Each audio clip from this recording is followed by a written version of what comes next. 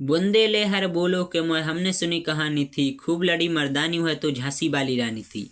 तो हेलो दोस्तों, नमस्कार, स्वागत है आपका फिर से नए वीडियो में। दोस्तों आज की वीडियो में हम देखने वाले हैं झांसी की रानी लक्ष्मीबाई की कहानी और उनके जो जितना भी उनका जो 1857 की क्रांति में योगदान रहा और उनकी पूरी की पूरी कहानी समझेंगे। उनके पूरा जो उनका जो शासनकाल रहा, हर एक चीज़ के बारे में हम लोग अच्छे से डिटेल में बात करेंगे।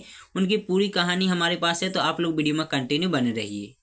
चलिए दोस्तों, वीडियो को शुरुआत करते हैं और आप लोगों को कहानी को ले चलते हैं। तो दोस्तों यार, हमारा भारत वर्ष वीरांगनाओं का देश रहा है। इसमें आदिकाल से अब तक अनेक ऐसी महिलाएं हुई हैं जो अपने देश एवं अस्मृत की रक्षा के लिए जान कुर्बान करती आई हैं। उन्हीं महान महिलाओं में झांसी की महारानी लक्ष्मीबाई भी एक हैं। दोस्तों, जिसका परिचय देना मानो सूर्य के दीपक को लेकर खोजना है, और झांसी की महारानी ऐतिहासिक वीरांगनाओं में से एक है, जिसकी अरग फरग बिंद से हिमाचल तक के बच्चा बूढ़ा जवान किसान हिंदू मुसलमान सिख एवं ईसाई सब जानते हैं। फिर भी लक्ष्मीबाई के क्रियाकलापों को बताना, आम जनता तक पहुंचाना भी तो हमारा फर्ज है, क्योंकि समाज एवं राष्ट्र का हमारे ऊपर कर्ज है, इतना तो अवश्य सत्य है। दोस्तों, होनहार बिरबान के होत चीकने पात, अर्थात जो बच्चे होनहार होते हैं उनका गुण बचपन से ही प्रकट होने लगता है तथा संगति एवं साहित्य का भी असर पड़ता है। इसलिए युवक एवं युवतियों को देश के महापुरुषों एवं वीरांगनाओं के जीवन या जीवनी अवश्य पढ़नी चाहिए। शायद किसी प्रसंग या घटना से उस पर कैसा प्रभाव पड़ जाए, क्योंकि युवक एवं युवती ही तो देश के भावी कर्णधार होते हैं। सैकड़ों वर्ष पूर्व फ्रांस में 1412 ईस्वी में इसी तरह के एक बहादुर लड़की ने जन्म लिया था, जिसका नाम था जीनी। फ्रांस पर पड़ोसी देश इंग्लैंड ने धावा बोल दिया तो 17 वर्ष की उम्र में जीनी घर से निकली और फ्रांसीसी सेनापति से मिलकर बोली कि मुझे यहाँ के राजा चार्ल्स से मिलने दीजिए। और दोस्तों, जीनी राजा से कहती है कि मैं अंग्रेजों से सामना कर सकती हूँ। राजा ने उसकी ऐसी भावना देखकर सेना का जनरल बना दिया और उस लड़की ने दृढ़ विश्वास के साथ सैन्य संचालन किया और घमासान युद्ध हुआ और जीनी ने बड़ी वीरता से शत्रु को वहां से खदेड़ दिया। पर अफसोस उसके ही कुछ अपने लोगों ने उसके साथ विश्वासघात किया और उसे पकड़कर शत्रुओं के हाथ सौंप दिया और अंग्रेजों ने उसे बंदी बना लिया। 30 मई 1431 को उसे जिंदा जला दिया गया, जो बाद में इतिहास में जॉन ऑफ आर्क के नाम से प्रसिद्ध हुआ। ठीक ऐसे ही घटना झांसी की रानी लक्ष्मीबाई के साथ हुई थी। तो चलिए वीडियो को स्टार्ट करते हैं और आप लोगों को दिखा देते हैं सबसे पहले लक्ष्मीबाई का परिचय। तो दोस्तों, महाराष्ट्र में सतारा के बाई नामक एक गांव है। पेशवा के राज्यकाल में, जिसका अंत सन 1818 में हुआ था, वहां के निवासी कृष्णराव तांबे को एक ऊंचा पद प्राप्त था। कृष्णराव तांबे का पुत्र बलवंत राव था, जो बहुत पराक्रमी था। वह पेशवा की सेना में ऊंचे पद पर था। बलवंत राव के 2 लड़के हुए, एक मोरोपंत, दूसरा सदाशिव। ये दोनों पूना की सेना में पेशवा दरबार के कृपा पात्र थे। अंतिम पेशवा बाजीराव द्वितीय था और 1818 ईस्वी में अंग्रेजों ने पेशवा को समाप्त कर बाजीराव को 8 लाख रुपए वार्षिक पेंशन दे दी और जागीर में बिठूर। यही कारण है कि बाजीगर को बिठूर आना पड़ा। वे वहीं रहने लगे। बाजीराव के भाई चिमाजी अप्पा थे और वे काशी चले आए। मोरोपंत तांबे पर चिमाजी की बड़ी कृपा थी और मोरोपंत भी उनके साथ काशी चले आए, जो शिव के त्रिशूल पर स्थित हैं, और उनका कामकाज करते रहे और उन्हें 50 रुपए मासिक वेतन मिलता था। मोरोपंत तांबे की पत्नी का नाम भागीरथी बाई था। भागीरथी बाई से मोरोपंत से एक लड़की हुई थी। बचपन में इस लड़की का नाम मनुबाई रखा गया। इसका जन्म कार्तिक बदी 14 संवत 1819 विक्रम अर्थात 19 नवंबर सन 1834 ईस्वी को हुआ था। यही बाद में झांसी की रानी महारानी लक्ष्मीबाई कहलाई। दोस्तों, लक्ष्मीबाई का बचपन, जब मनु 4 वर्ष की थी तो उनकी मां भागीरथी बाई का देहांत काशी में हो गया और कुछ वर्ष बाद चिमाजी अप्पा का भी देहांत हो गया। पर संयोगवश बाजीराव ने उन्हें काशी से बिठूर बुला लिया। अब मनु के पालन पोषण का पूरा भार मोरोपंत जी पर आ गया।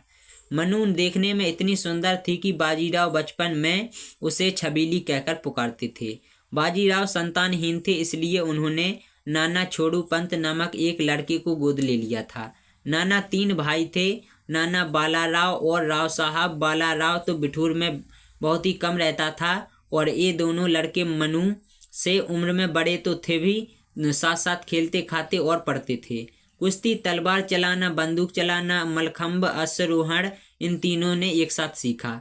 पर मनु कम उम्र की होने पर भी इन दोनों से बहुत आगे निकल गई थी। वास्तव में अबला कहलाने वाली नारी सब कुछ कर सकती है, इसलिए प्रत्येक नवयुवक एवं युवती को 3 प्रश्नों को ध्यान में रखना चाहिए। सबसे महत्वपूर्ण व्यक्ति कौन है और यह महत्वपूर्ण कार्य क्या है, सबसे महत्वपूर्ण समय क्या है, और इन तीनों प्रश्नों को ध्यान में रखकर आगे बढ़ता रहना चाहिए। सबसे महत्वपूर्ण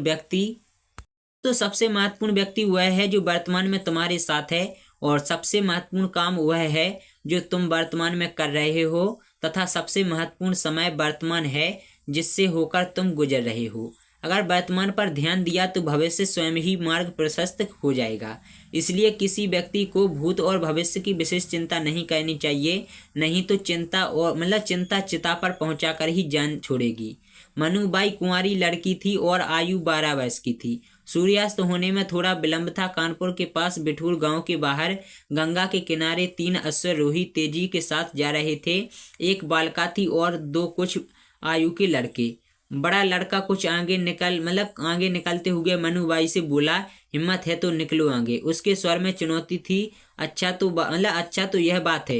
बालिका ने अपने घोड़े को एड़ लगाई तो बोली, देखो कैसे निकलते हो आगे। वह आगे हो गई। देख अब हिम्मत कहते कहते वह तेजी से आगे बढ़ती हुई। फिर तो उसने घोड़े को इतना दौड़ाया कि लड़के को धूल ही धूल दिखाई दी। घोड़ा और सवार नहीं, लड़के ने पीछा नहीं छोड़ा, पर प्रयत्न में घोड़ा ठोकर खा गया और सवार धड़ाम से गिर गया। सूखी लकड़ी से उसका सिर फट गया, खून बहने लगा। घायल लड़का चिल्लाया, मनु मनु, अरे यह क्या। मनु ने घोड़ा मोड़ दिया और वह लड़के के पास जा पहुंची। फिर उसने लड़के को उठाकर घोड़े पर बैठाया और घर की ओर चल दी। रास्ते में लड़के ने कहा, तुम तो घोड़ा बहुत तेज दौड़ाती हो मनु, तुमने क्यों कहा था है हिम्मत तो आगे निकलो। अब बताओ मुझ में हिम्मत है या नहीं। मनु ने हंसते हुए कहा। लड़का बोला, हाँ तुम में हिम्मत है और बहादुरी भी। दोस्तों इसके बाद कहानी है कि करे न यदि स्वीकार चुनौती चढ़ती हुई जवानी क्या, उतर गया यदि रंग कसौटी पर तो सोने का पानी क्या। दोस्तों मनु ने मिठास स्वर में लड़के से कहा, घबराओ मत, चोट गहरी नहीं है। राजा संग्राम सिंह के शरीर पर तो 80 घाव के चिन्ह मौजूद थे। खून निकलने का कोई डर नहीं। तब तक तीसरा सावर भी आ पहुंचा और घोड़े से उतरकर घायल साथी को देखने लगा। वह बोला, नाना चोट बहुत लग गई है क्या। घायल बालक घोड़ू पंत था और वह तीसरा सवार तात्या था, जो बाद में तात्या टोपे कहलाया। मनु ने धीरज बांधते हुए कहा, नहीं बहुत चोट नहीं है। मनु बालक को घर लेकर चल दी और घर पर मरहम पट्टी हो जाएगी। बालक नाना बोला, कैसे ले चलोगी मनु। मनु बोली, घोड़े पर बैठ जाओ। घायल नाना कराते हुए उठा। मनु एक हाथ से लगाम पकड़े रही और दूसरे हाथ से उसने नाना को घोड़े पर बैठा दिया और फिर तेजी से उछलकर घायल नाना के पीछे घोड़े पर बैठी और उसे एक हाथ से पकड़ लिया। उसके पीछे तात्या चल रहे थे। जैसे ही घोड़ा कोठी के फाटक पर पहुंचा, फाटक पर बाजीराव पेशवा द्वितीय एवं मोरोपंत खड़े थे। बाजीराव पेशवा को कम दिखाई पड़ता था, इसलिए उन्होंने मोरोपंत से पूछा, क्या वे सब आ गए। मोरोपंत ने कहा, हाँ महाराज। मनु और नाना दोनों खून से लथपथ थे।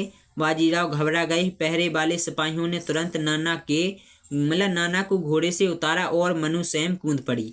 मोरोपंत ने बेटी को गले लगा लिया। व्याकुल होकर पूछा, बेटी कहाँ चोट लगी है। मनु बोली, पिताजी मुझे तो बिल्कुल नहीं लगी, नाना को चोट लगी है। नाना को मुलायम बिस्तरों पर लेटा दिया और घाव धोकर मरहम पट्टी कर दी गई। आगे कहानी कुछ इस प्रकार से है कि मनु और मोरोपंत इसी कोठी के एक भाग में रहते थे। कोठी बहुत बड़ी थी। रात भर मनु सोई नहीं। जैसे ही सवेरा हुआ, मनु नाना को देखने पहुंच गई। नाना के सिर पर हाथ रखा और पूछा, नींद आई या नहीं। सोया तो हूँ, नींद आ गई, थोड़ा सा दर्द है। मनु बोली, तुम तो बहादुर और वीर हो। दर्द मर्द का कुछ नहीं बिगाड़ सकता। मनु हंसती हुई बोली, शिवाजी की आन बान और शान को कैसे चमकाओगे। उसी समय उसके पिता मोरोपंत यह कहते हुए आ गए, महाराज नाना साहब को हाथी पर बैठाकर थोड़ा सा टहल आने दीजिए। महाराज ने आज्ञा दे दी। नाना साहब को हाथी पर बैठा दिया गया। नाना साहब घूमने जाने लगे।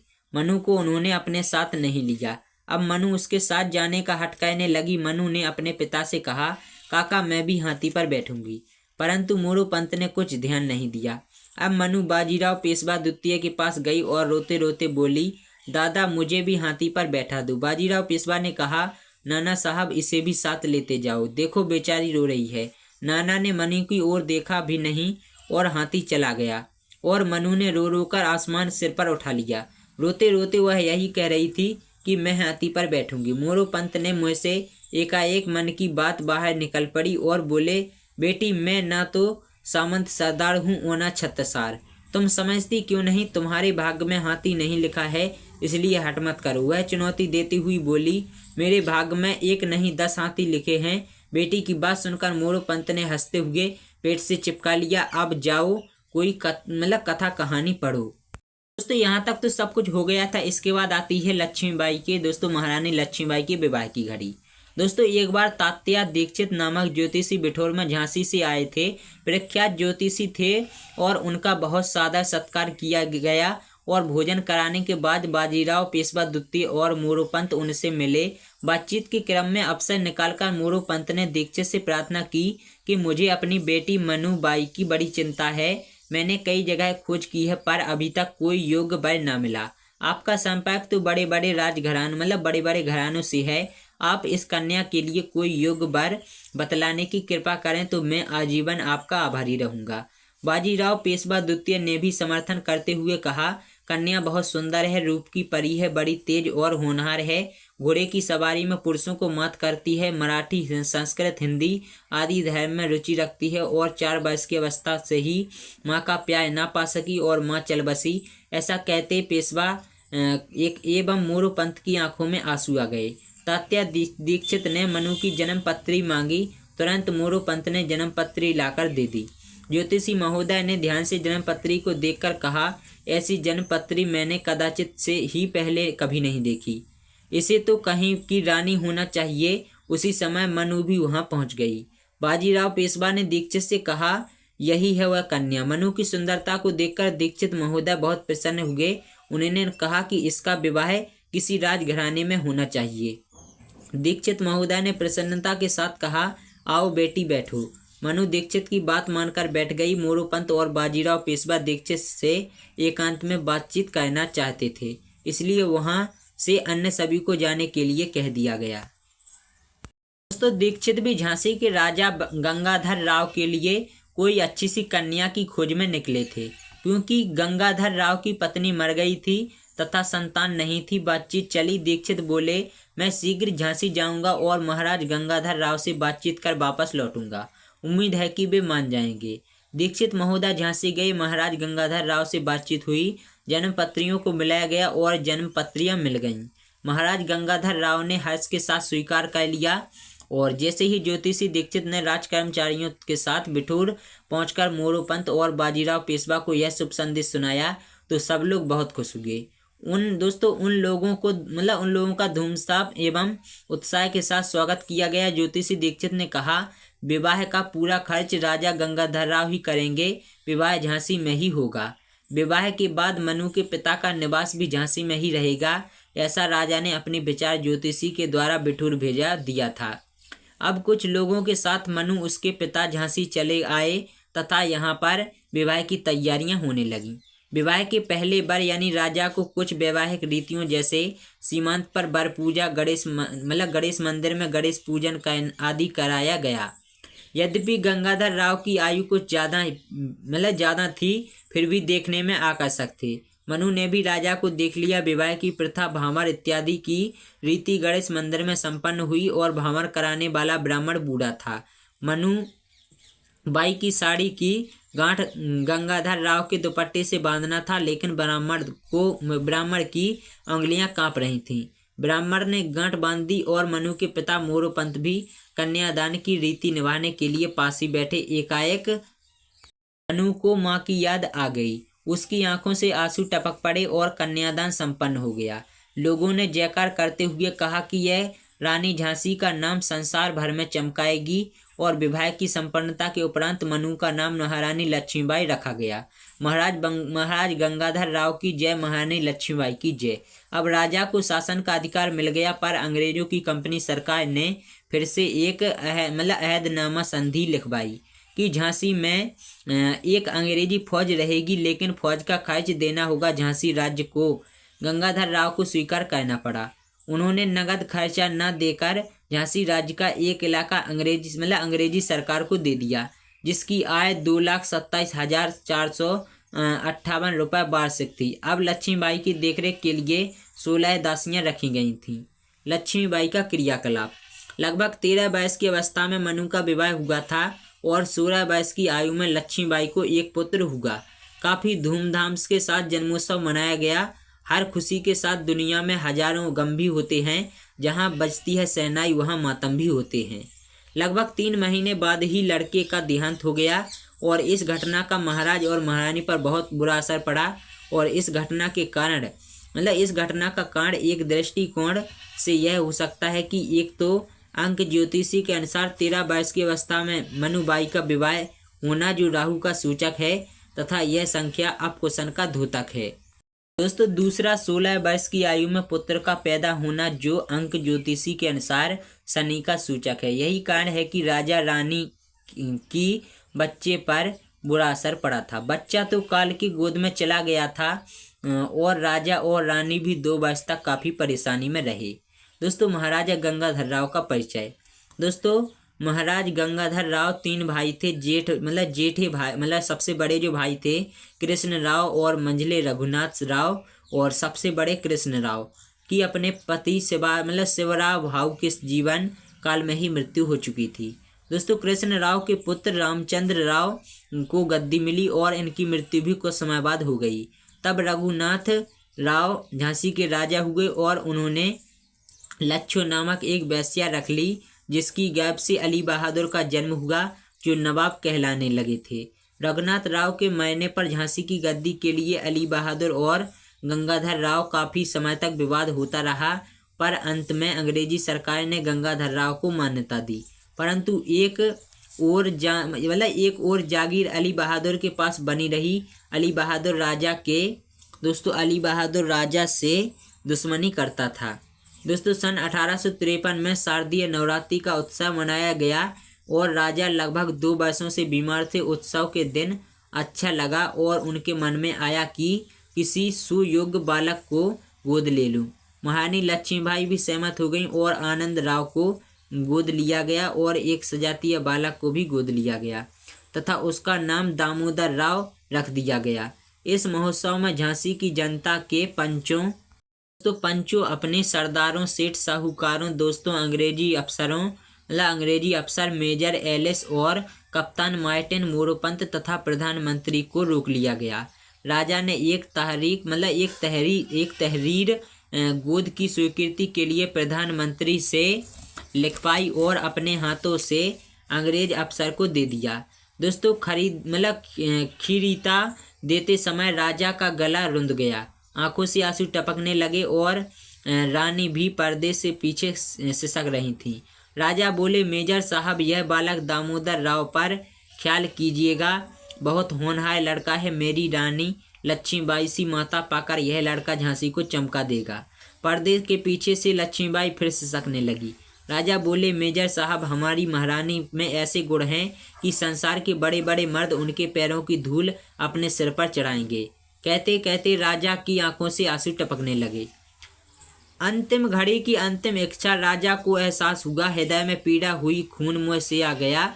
झांसी के लोग बहुत प्यारे, सभी सुख संपन्न रहे। मार्टिन एलिस चल दिए, गंगा जल को मांगते रहे।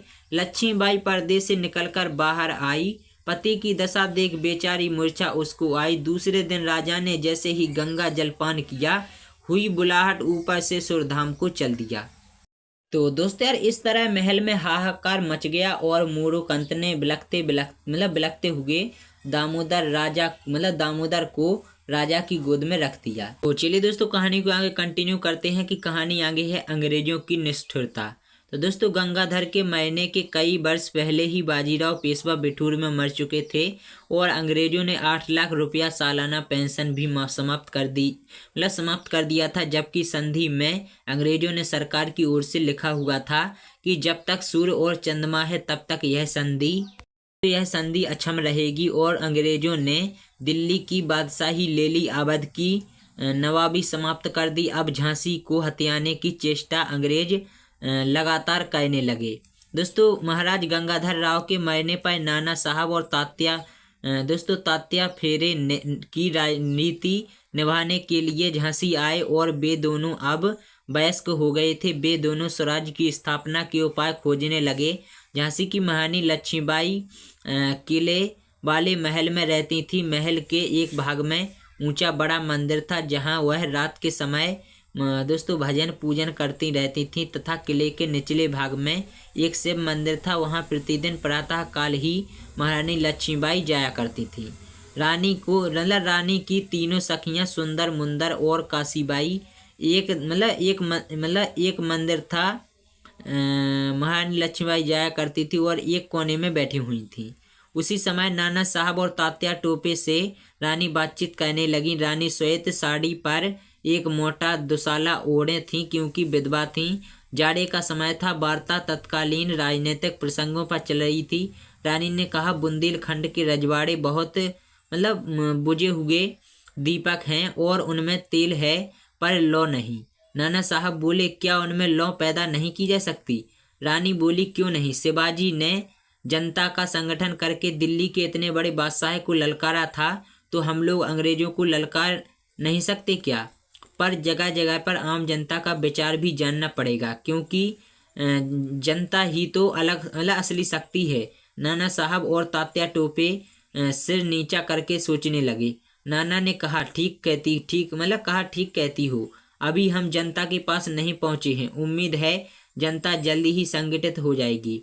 हमें तो बस एक नेता चाहिए। रानी ने तुरंत उत्तर दिया, नेता को नेता नहीं खोजना पड़ता, हम लोगों को तो समर्थ स्वामी रामदास का आशीर्वाद चाहिए। नाना ने उत्तर दिया, ठीक कहती हो लक्ष्मीबाई। और बोली, मुख्य साधन जनता है। मुझे विश्वास है कि जनता सदा साथ देगी। बुंदेलखंड में ब्राह्मण से लेकर भंगी तक हथियार चलाना जानते हैं। काफी जनसंख्या भी है। स्त्रियां भी साथ देंगी। जो साधन जहां मिले उसका उपयोग करना चाहिए। इधर तीनों में बात हुई। हिम्मत चढ़ी आकाश। घर का बेदिया लंका ढाने चला अंग्रेजों के पास। सुबह की कपकपाती जाड़े की ठंड नवाब अली बहादुर हाथी पर चढ़कर एलिस की कोठी पर पहुंच गए। साथ में विश्वासी नौकर पीर अली को भी ले लिया था। एलिस झांसी की कोठी में रहता था, जो इस समय झांसी के जिला जज की कचहरी। पीर अली तो बाहर रह गया, पर नवाब भीतर गए। अभिवादन किया और कुशल क्षेम की तथा एलिस से पूछा, रानी साहिबा की अर्जी का कुछ उत्तर ना आया, शायद खारिज हो जाएगी। एलिस ने भी मुद्दा बनाकर बोला, कुछ नहीं कह सकते, देखें क्या होता है, गोद मानी जाती है या नहीं।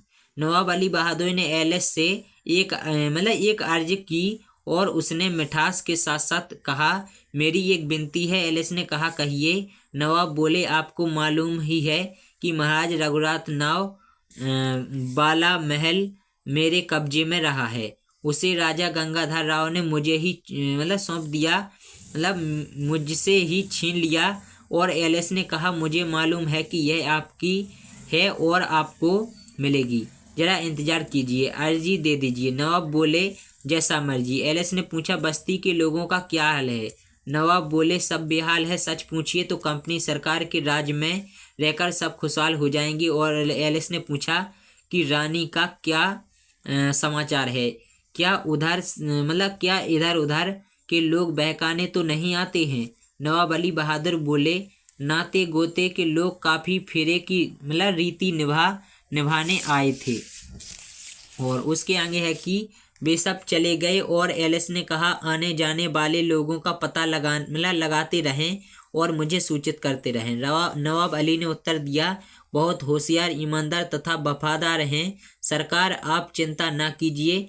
खुदाबख्श इनकी हवेली में ठहरा हुआ था, मिला। उसने पूछा, नवाब साहब, मेरे संबंध में एलएस साहब से बातचीत हुई या नहीं? नवाब अली बहादुर ने बात बताई। एलएस साहब जरा मुश्किल से माने, विचार करेंगे।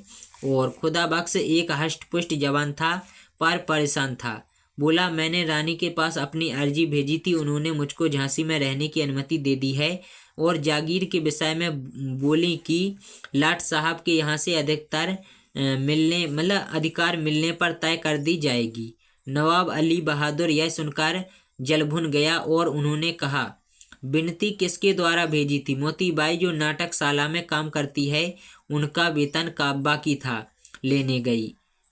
उनका वेतन बाकी था और लेने गई थी। इस क्रम में मेरी विनती भी उन्होंने सुना दी। एक दिन एलिस महोदय पहुंचा रानी के पास। अंगरक्षक साथ में था, मुखड़ा था उदास। एलिस जब से कागज निकाला और घोषणा सुना दी। हाहाकार मच गया महलों में। रानी के मुंह से निकला, हाय मैं झांसी नहीं दूंगी। रानी बोल उठी, चिल्लाए। उसी समय दामोदर राव लगभग 5 वर्ष का था। उसको भी आभास हुआ कि यह तो बहुत बुरा हुआ। एलिस बोला, मैं तो गवर्नर जनरल का दिमाग खिदम तगार हूँ। उनकी आज्ञा पेश कर दी है। 5,000 रुपये मासिक पेंशन महारानी को दी जाएगी, जो कुटुंब के लिए काफी है। और पर्दे के पीछे से महारानी बोल उठी, अन्याय किया है। महारानी कहती हैं कि मैं नहीं लूंगी। यह खबर क्षण भर में पूरे नगर में फैल गई और इस तरह 1854 ईस्वी में झांसी कंपनी में मिला दी गई। आग भड़क उठी झांसी में। सेना चाहती युद्ध की मार। रानी बोली, अभी नहीं, करो थोड़ा इंतजार। एलिस ने थाने पर अधिकार कर लिया और दीवान ने दफ्तरों की चाबियां ले ली। नगर में अंग्रेजी राज्य और अपने शासन की डोंडी पिटवा दी। रानी से किला खाली करवा लिया गया। किले में अंग्रेजी सेना का दस्ता रहने लगा। महारानी को शहर के एक महल में आकर रहना पड़ा। एक दिन महारानी अपनी सहेलियों के साथ बैठी थी। सुंदर ने करुणा रूपी स्वर में कहा, सरकार अब क्या होगा? महारानी बोली, शिवाजी की माता जीजाबाई को पति का सुख न मिला तो भी उन्होंने शिवाजी को पाला। बिठूर में बाजीराव पेशवा भी हम लोगों को प्रेरणा देते रहते थे, स्वराज की शिक्षा देते थे। गीता में श्री कृष्ण भगवान ने अर्जुन को कर्म करने का उपदेश दिया है। गीता के 700 श्लोकों में कर्म ही कर्म विराजमान है। केवल एक श्लोक में भाग्य के बारे में बताया गया है। तो तकदीर के समक्ष कुछ भी नहीं कर तदबीर के समक्ष तकदीर कुछ भी नहीं कर सकती। इसलिए हिंदुस्तान में कोई स्वराज प्राप्ति के लिए प्रयास न करेगा तो भी मैं करूंगी। मैंने यह बीड़ा उठा लिया है, इसलिए घबराओ नहीं। जनता हमारे साथ है। भले ही अंग्रेज हमको मिटा दें, पर जनता के समक्ष स्वराज का झंडा अवश्य फहराऊंगी। हमने अंग्रेजों से 5,000 रुपये मासिक की पेंशन इस कारण से स्वीकार की है कि कंपनी मेरे उद्देश्य को समझ न सके। धैर्य की मूर्ति रानी ने देख दिनन के फेर, जब अवसर अच्छा आएगा करूंगी मुठभेड़। तो उसी समय तात्या टोपे भी पहुंच गए और रानी से कहा, अधिकांश राजा और नवाब अंग्रेजों से भयभीत हैं, लेकिन जनता और सिपाही स्वाभिमानी हैं। अब रानी गुप्त रूप में अंग्रेजों से लोहा लेने के लिए युद्ध की तैयारी करने लगी। मैंने एक जासूसी विभाग की भी स्थापना कर ली है। मेरी 3 सहेलियां इस काम को कर रही हैं। रानी ने तात्या से यह बात कही, जब तक पूरी तैयारी न हो जाए अंग्रेजों से युद्ध करना उचित नहीं है। इस वार्ता के बाद तात्या चले गए। रानी भी भोजन करने चल दी और दूसरे दिन 2 युवक रघुनाथ शिंदे और जवाहर सिंह के साथ नियत समय पर आए। दोनों युवक रानी को प्रणाम कर बैठ गए और जवाहर सिंह ने कहा, उस दिन के लिए तरस रहे हैं जब झांसी और अपने स्वामी के लिए प्राणों को निछावर कर दें। रानी बोली, आप लोगों पर ही तो भरोसा है। तात्या जी ने बात बतलाई ही होगी। रघुनाथ सिंह बोले, जी सरकार, हम तो अपनी माता के दर्शन करने और उनकी आज्ञा का पालन करने चले आए हैं। हम लोगों को आपकी तलवार और आपके हाथों से गंगा जल छिड़कवाना है और माँ का आशीर्वाद लेना है। रानी ने सुंदर को बुलाया और कहा, गंगा जल ले आओ। सुंदर गंगा का जल ले आई और महारानी ने दोनों तलवारों पर गंगा जल छिड़क दिया। उन दोनों ने रानी के पैर छूकर तलवारें म्याने पर रख लीं और रानी का गला भराए। आंखों से आंसू टपकने लगे। महारानी का आशीर्वाद लेकर दोनों चले गए। अब अंग्रेजी सरकार झांसी में रौब जमाने लगी। ग्राम पंचायत की जगह कचहरी होने लगी। झांसी में कभी गौवध नहीं होता था, अब गौवध करवाने लगे। इससे निषेध के लिए प्रजा तथा रानी ने लिखित प्रार्थना तथा आग्रह भेजा, लेकिन अस्वीकृत कर दिया गया। इस पर झांसी की जनता अंग्रेजी सरकार पर क्रुद्ध उठी, लेकिन महारानी लक्ष्मीबाई संयम से काम लेती थीं। झांसी में डाके भी काफ़ी पड़ने लगे थे। एक दिन डाकू सागर सिंह को पकड़ कर झांसी की जेल में पकड़ने के लिए पकड़ने लगे, काफ़ी पड़ने लगे। एक दिन डाकू सागर सिंह को पकड़कर झांसी की जेल में बंद कर दिया गया और अंग्रेज कमिश्नर और कलेक्टर खुद उसे देखने जेल में गए। उस समय जेल का दरोगा बख्शीश अली था और उसने कलेक्टर और कमिश्नर का बड़े अदब के साथ स्वागत किया तथा झुककर प्रणाम किया। डाकू से अफसरों की बातचीत हुई, लेकिन सागर सिंह अकड़ कर बोला, मैं भूखा प्यासा हूँ, दिमाग काम नहीं कर रहा है और मैं आप लोग गिरोह वाले का नाम जानना चाहते हैं। पहले शरीर पर से बोझ हल्का कर दिया जाए, हथकड़ी और बेड़ियां खोल दी जाएं, पेट भर खाना भरपेट भोजन कराया जाए, तो कल सबका नाम बतला दूंगा। कलेक्टर और कमिश्नर वैसा ही करते हैं, कहने की दरोगा को आदेश दे गए। भरपेट भोजन कराया गया।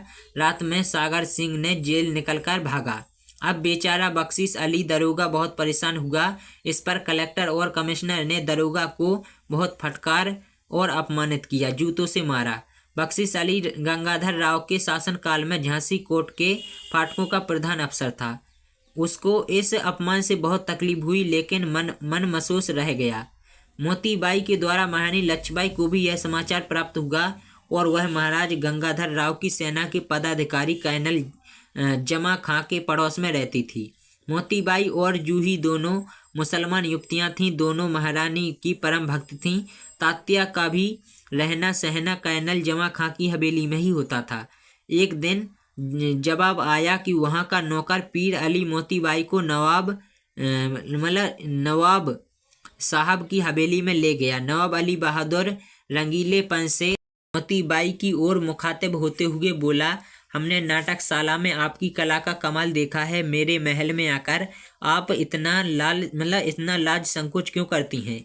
मोतीबाई ने लगभग 1 घंटा तक बिना किसी वाद्य यंत्र के गायन किया। यद्यपि नवाब अली बहादुर का मन नहीं लगता था, लेकिन ऊपर से वह बाह बाह करते रहते हैं और इनको तो मोतीबाई से महारानी लक्ष्मीबाई का रहस्य जानना था। दरवाजे से सटा पीर अली अली कान लगा के सुन रहा था। मोतीबाई लाज भरी मुस्कान के साथ बोली, आप रानी के विषय में कुछ जानना चाहते हैं, लेकिन मुझको तो केवल मीराबाई का भजन सुनाने से मतलब है। यद्यपि कुछ लोग तो काम से रानी के पास आते जाते रहते हैं, लेकिन उन्हें लेते देते मैंने नहीं देखा। अली बहादुर ने भी सोचा कि बातचीत में यदि नारी को हंसना हो तो उसकी प्रशंसा करो, नारी को अगर बस में कहना हो प्रशंसा करो, बात बनाए तन मन मायका का ध्यान हो, रीझ कर बस हो जाए। नवाब अली बहादुर भी मोतीबाई की तंदुरुस्ती, रूप रंग क्रियाकलाप की प्रशंसा करने लगे। अब तो मोतीबाई ने भी मुस्कुराकर आंखों में मादकता जगाई और हंसकर लंबी सांस लेते हुए बोली, हुजूर भी तो बड़े अच्छे हैं। नवाब अली हंसकर बोले, कौन लोग रानी के यहाँ आते हैं? मोतीबाई ने तुरंत उत्तर दिया, हाल ही में कुछ लोग। बिठूर से तात्या टोपे के दीवान जवाहर सिंह इत्यादि। कहाँ तक नाम गिनाऊं, अब याद रखूंगा। नवाब अली बहादुर बोले, जरूर मुझे बतला दिया करो, रुपये पैसे का संकोच मत करो, जब चाहो ले जाना। यह भी दोस्तों वो कहते हैं यह भी तुम्हारा ही घर है। दोस्तों महारानी गोद लिए राजकुमार दामोदर राव का जनेऊ कराना चाहती थीं और जनेऊ बड़ी धूमधाम के साथ होगा। मोतीबाई ने ये सारी बातें नवाब अली बहादुर को बताईं। फिर नवाब अली बहादुर ने पूछा, अब कहाँ जाओगी? क्या महारानी लक्ष्मीबाई के महल? जी हाँ, उन्हें भजन सुनाकर घर चली जाऊंगी। मोतीबाई महारानी लक्ष्मीबाई के महल में पहुंची। मीरा का एक भजन सुनाने के बाद महारानी से बोली, आपके विरुद्ध एक और जासूस पैदा हो गया है। महारानी ने शांत भाव एवं गंभीर भाव से पूछा, वह कौन है? मोतीबाई सारी बात बताती हुई बोली, नवाब अली बहादुर महारानी से बोली, और हमें उस पर संदेह है। संदेह तो पहले से ही था, क्या उससे कुछ बातचीत हुई? मोतीबाई बोली, हाँ। इसके बाद मोतीबाई चली गई। महारानी जब भी घुड़सवारी के लिए बाहर निकलती तो मर्दानी पोशाक, सिर पर लोहे का झूला, दोनों बगलों में पिस्तौल और तलवार रखती थीं। कभी कभी वह हाथ में बर्छी लेकर भी निकलती थीं। एक बार सोचा कि काशी जाकर मुंडन करा लूं और मायका तथा जन्मभूमि भी देखाऊं। इसके संबंध में खोज करने पर मालूम हुआ कि डिप्टी कमिश्नर की आज्ञा के बिना यात्रा के लिए नहीं जा सकती हैं। इसके लिए गार्डन को लिखा गया और पर उसने आज्ञा नहीं दी। इस पर महारानी को चोट लगी। तब महारानी ने प्रण किया कि जब भारत को आज़ादी मिल जाएगी तब कैश मुंडन कराऊंगी, नहीं तो शमशान घाट पर अग्निदेव ही मुंडन करेंगे। विद्रोह की तैयारी चल रही थी। अस्त्र शस्त्र एकत्रित किए जा रहे थे। दिल्ली के बादशाह बहादुर शाह तथा अवध के नवाब के साथ नाना साहब संपर्क बनाए हुए थे। तो इसके बाद है दामोदर राव का जनेऊ। दोस्तों, दामोदर राव भी 7 वर्ष के हो चुके थे। इस आयु में उनका यज्ञोपवीत जनेऊ होना अनिवार्य था। इस पर इस काम के लिए कम से कम 1 लाख रुपए की जरूरत थी, पर महारानी के पास इतना रुपया नहीं था। रानी सोच रही थी कि ऐसे अवसर पर ही लोगों को एकत्रित करें और भविष्य की राजनीति तैयार करें। इधर अंग्रेजों के खिलाफ हिंदुस्तानी सेना में काफ़ी असंतोष फैला हुआ था। महारानी ने पुरोहित को बुलाया और मुहूर्त निकलवाया तथा गार्डन को एक पत्र भेजा दामोदर राव के नाम से, जो 10 लाख रुपए अंग्रेजी खजाने में पड़ा है, उसमें से 1 लाख रुपए जनेऊ के लिए दिया जाए। गार्डन समझता था कि काम में बाधा नहीं डाली जा सकती। उसने अपने से ऊपर के पदाधिकारी से लिखा पड़ी कि अधिकारी ने मांग मानते हुए शर्त रख दी। झांसी के नगर 4 धनाढ़ अगर जमानत दे दें तो रुपया दिया जा सकता है, क्योंकि अभी दामोदर राव नवबालक है। अगर बालक होने पर रुपया मांगा तो आपका या जमानतदार का रुपया देना पड़ेगा। इस पर रानी को बहुत तकलीफ हुई और झांसी में उस समय 52 लखपति थे। सब तैयार हो गए तथा सबों ने कहा कि रानी को अंग्रेजों से रुपया मांगने की क्या जरूरत थी, खुद हम लोग ही भेंट कर सकते थे। लेकिन महारानी को अंग्रेजों से अपने रुपए लेने की हट थी। 4 धनाढ़ व्यक्ति जमानत के लिए आ गए। दोस्तों, यज्ञोपवीत समारोह आरंभ हुआ और दूर दूर के लोग एकत्रित हुए। नवाब अली बहादुर को भी आमंत्रित किया गया। जनेऊ का संस्कार संपन्न हुआ और दोस्तों दावत संपन्न हुई। दोस्तों, गायन वादन के बाद रानी के कुछ हमदर्दियों की एकांत में बैठक हुई, जिसमें नाना साहब, तात्या टोपे, जवाहर सिंह, रघुनाथ सिंह और खुदाबख्श थे। नाना साहब बोले, हर चीज का प्रबंध हो चुका है। तात्या टोपे बोले, कारतूसों में चर्बी की घटना से हिंदू और मुसलमान सिपाहियों में सुअर की चर्बी वाले कारतूस के कारण बड़ी चिढ़ पैदा हो गई है। रघुनाथ सिंह बोले, हम लोग बुंदेलखंड से युद्ध शुरू करने को तैयार हैं। महारानी बोली, अभी नहीं, हमारी सेना का पूरा संगठन नहीं हुआ है। जब संगठन हो जाएगा तो एक ही तारीख, एक ही समय युद्ध सब जगह आरंभ किया जाएगा। महारानी की बात को सब स्वीकार करें। इस तरह बैठक समाप्त हो गई। इसके बाद तात्या टोपे, मोतीबाई और जूही तीनों के अकेले में बातचीत हुई। एक दिन जूही के नाट्य गान का मजा लेने के लिए कप्तान डनलप भी पहुंच गए और डनलप को उसके जासूस ने खबर दी थी कि छावनी में गायिका भी आती है। नित्य गान के बाद डनलप ने जूही से प्रश्न किया कि तुम छावनी से कितना पैसा कमा ले जाती हो। जूही ने उत्तर दिया, हुजूर, जितना मिल जाए। डनलप ने सिपाहियों को आदेश दिया कि इन औरतों को छावनी में कभी मत आने दो। इस नर्तकी के अपमानित करने पर सिपाहियों के मन में क्षोभ उत्पन्न हो गया। जूही ने महारानी लक्ष्मीबाई को यहाँ जाकर सारी बातें बतलाईं। ऋतुराज बसंत का आगमन हो चुका था। फरवरी का महीना था। मंद मंद ठंडी ठंडी हवा बह रही थी और रात का समय था, लेकिन नींद नहीं आ रही थी। महल के सामने ही पुस्तक भवन जो खिड़की से दिखाई पड़ रहा था। महारानी भारत की वीरांगना के बारे में सोचने लगी। मेवाड़ की धाय पन्ना ने राजकुमार को बचाने के लिए अपने पुत्र को कुर्बान करना अच्छा समझा और कैकई ने रणभूमि में अपने पति दशरथ की इज्जत बचाने के लिए अपने कोमल अंगुली को रथ के चक्के की कील बनाई थी। सावित्री ने अपने पति की आयु यमराज से पुनः प्राप्त की थी। उसकी एकाएक बीरबाला बीरमती की याद आ गई, जो अलाउद्दीन खिलजी के शासनकाल में घटना घटी थी और जो स्मरणीय और अनुकरणीय है। अलाउद्दीन खिलजी ने कई बार देवगिरी पर आक्रमण किया था, पर उसे सफलता नहीं मिली थी और उस बालिका के पिता देवगिरी राज्य की सत्ता में सेना अधिकारी थे। जब बालिका विवाह योग्य हुई तो उसी समय एक चरसार कृष्णराव नामक एक मराठा युवक सैनिक से उसकी सगाई तय हो गई और जब वीरगति मतलब जब वीरमती को पता चला कि मेरे होने वाले पति शत्रु की सेना में जाकर भेद देने जा रहे हैं तो वह अपनी सखी सहेलियों से बोली, मुझे दाल में कुछ काला मालूम पड़ता है और मैं भी पुरुष वेश बनकर पीछे पीछे जाऊंगी। इधर कृष्णराव शत्रु की छावनी की ओर जा रहा था।